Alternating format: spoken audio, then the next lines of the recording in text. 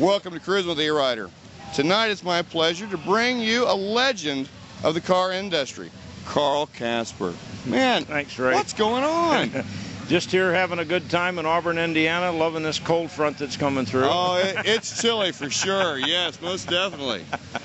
A lot of humidity and sun, and we're just having a ball here. I love coming back. Today? Well, we're here with the Fun Run Nationals and Festival and Auction, and we got, of course, Catherine Bach from the Dukes of Hazzard. We had Kathy and John and Tom tour with us back in the 80s, and matter of fact, had her in Dayton, Ohio, and Louisville, all over the country, and so now she's back again, and we've got all the Dukes cars, the General Lees, and police cars and all that. But basically, I come back once a year for this type of event, and then we have the museum across the street. Yeah, you were just telling me about that. Yeah, it's the Cruise Automotive Museum, and I've got about 100 of my vehicles over the years that I've built for it, starting with my high school car. This is the 51 Chevy that I built in high school.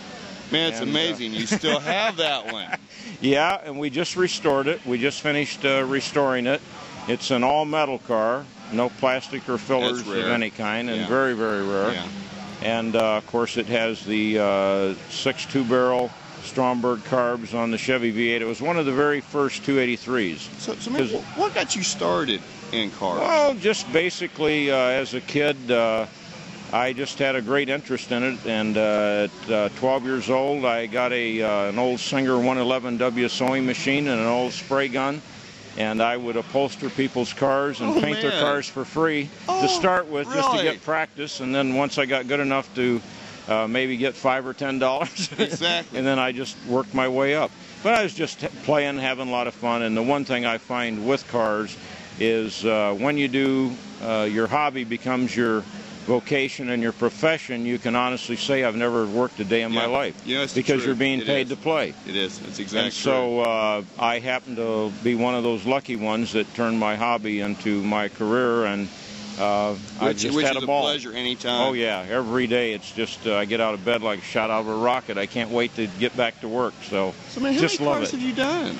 Oh, it's been, I used to do about between 2 and 3 a year, and then it would depend. Now, when I went into drag racing, we did the Galloping Ghost 1 and 2, and then the Young American, which is my most successful car. Yeah. And those are all at the museum, by the way. Yeah, we've seen pictures of that. Yeah, and that one, I lived mainly in Los Angeles at that time, and we ran all the tracks out there, and of course got to race with all the great guys, Don Garlitz, Don Prudhomme, and all them. Yeah. Had a lot of fun. They're all the greatest guys in the world. We enjoyed every minute with them, had a lot of fun. And then I got back into cars and did just, and I used to do some concept cars for the studios and for the factories. Fun. Oh yeah, always fun. And then we had several contracts with Warner Brothers, and then we did the Knight Rider cars with I didn't know you did the Knight Rider Universal. Cars. Did you really? Yeah, the one at the museum. I actually at one time had all 4 of the cars that were used in the series, the only cars. Really? And then we build all the touring cars that also toured. We always go to Trans Am Nationals, and man, there's hundreds of them out there. Oh yeah, they're like the generals. They're everywhere. Yeah, exactly. And I think when they copy them like that, it's really a compliment. It's just a great compliment. It's made an incredible impact. It sure has. Yeah. And so we had great success with the Knight Rider, and then the Batman Returns movie. I built 3 of them that were in the movie, and then we did all the, and again, those are at the museum. That's a lot of work. Oh yeah. Any of that custom stuff like that? Well, Tim Burton and Anton Fust. Anton was actually the designer of that. He was the set designer, and had played the big role in the design of the car and everything like that. So with Tim Burton and Anton and working with all of those guys, it was a blast. Now, do you paint and body work everything? Oh yeah, I do. Matter of fact, in this car we did it in a video, but yeah, I've done all the body work. Now in this car in the restoration, of course, I had Pat Keating and Glenn Miller help me, because we were like a little team getting the restoration work done. Yeah, well, it helps make it a little bit more interesting. Man, 2 or 3 people. But I still like this interior on this particular car. I used the same sewing machine that I had as a kid. Did you really? And I would have used the same spray guns. I used the same compressor, but no, my compressor is a Champion. Your spray gun. But the spray gun, well, we use We're using different kinds right now. I've been a little unhappy with one, so I'm not going to comment on the manufacturer. Exactly. But the new type of paints, of course, are very, very expensive. They're good. Oh my God. They're easier to paint than in the old days, but they've jumped from $9 a gallon to $375. Have you seen the water-based stuff? Oh yeah, yeah. I'm California really especially. Yeah, I'm really interested in the water-based. Yeah. So where do you see it going? Well, I think everything, the future, of course, the biggest thing I've been working on for years are the hybrid cars and the hydrogen cars. Exactly. I just want to somehow be a small part of putting all the oil executives in the unemployment line. Man, and we would love to help you do that, too. Well, I'll tell you, it's a long road, but we've got a lot of guys out there that are working hard on these alternate fuel type cars.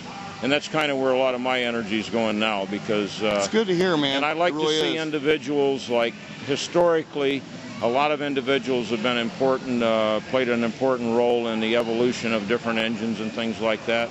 And that's where I'd like to go right now, is be a part of that. Just because we're using a hydrogen fuel or electric or whatever source of movement we use, don't mean we don't have a hot rod and it can't be cool. Well, it doesn't mean that we can't put that right in the hot rod. Exactly. And especially to be able to tool around, and you still got some pretty awesome power, and you have a car that you can show that individualism. Hot rodding to me is about individualism. You're able to create and build something of your very own. And that's like at this particular event, we have what's called a Road Warrior Challenge, and the guys really get most of the credit, and the winners are for the guys that drive them the most, like we do, and I've been working the last 3 years at, is to give these guys credit. Because it's a little difficult for a guy that is, let's say, working at another job and at home working to compete with a guy that builds $1 million car. You haven't got a chance. So what we're trying to do now is to put him on a level right with the big high dollar guys. Yeah, that sounds really good, man. Louisville's working good, and here we've got the same thing going on this afternoon. Is this Road Warrior Challenge? Right. These guys that are true road warriors that are out there driving their cars. A lot of credit for safety. Exactly. Take it to a new level, and we're very excited about it. And so far, everybody has just been thrilled to death with it. Well, now, do you have any contact information, website, or anything you might want to get out? CarlCasper.com.